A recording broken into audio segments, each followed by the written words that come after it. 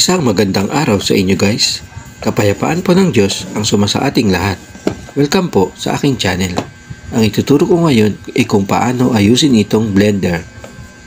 So guys, wala siyang power. So ngayon titingnan natin kung ano nangyari. So ito yung blade niya, okay naman. So balik na natin. So ibig sabihin yung motor nandun sa kabila.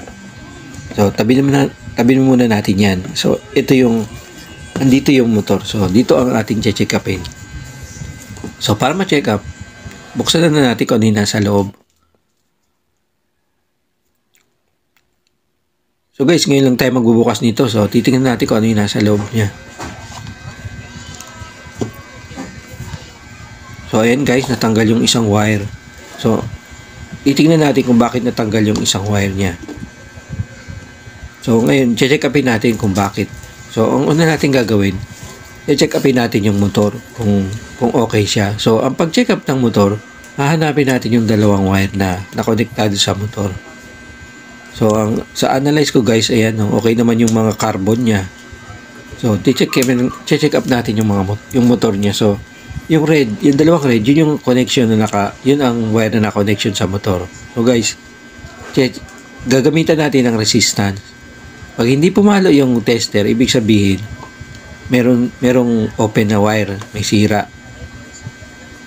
Pero pag pumalo siya, ibig sabihin, may continuity. Ibig sabihin, connection siya, wala siyang sira.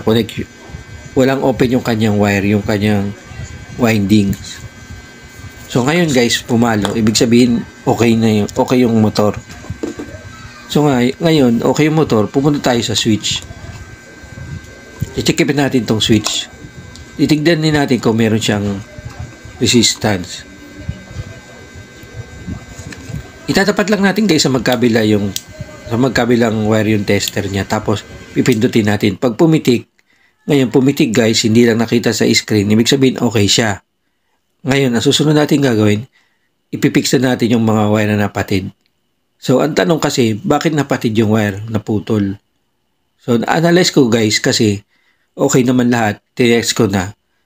Meron lang lumuwag na tornilyo kaya nawala sa align yung napersa yung motor, naputol yung yung wire. So kailangan guys, mahigpit yung kapag kaka-screw niya. Dapat siya naka-fix. So yun ang tingin ko kaya siya kasi nagkakaroon ng vibration habang ginagamit. Kaya naputol yung wire kasi nawala sa align.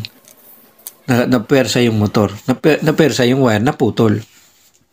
So, buti hindi nasira yung motor. So, ngayon, sasarado natin. Ipipix natin ng mabuti. Kasi nung una ko yung binuksan, medyo maluwag yung isa. Parang tanggal na yung isang screw. Ngayon, checkin natin, guys. So, i-on na natin. So, ayan, guys, gumagana.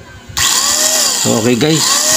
Buti na, hindi lumubay yung sakit ng motor. Nagapat natin, nabuksan agad natin. Butol lang siya. Ngayon, titest na natin. So, ngayon may load na siya, okay pa rin siya. So, tingnan natin guys kung naka-blender talaga. O yan guys, naka-blender nga. So guys, thanks for watching and see you on my next video. Bye-bye!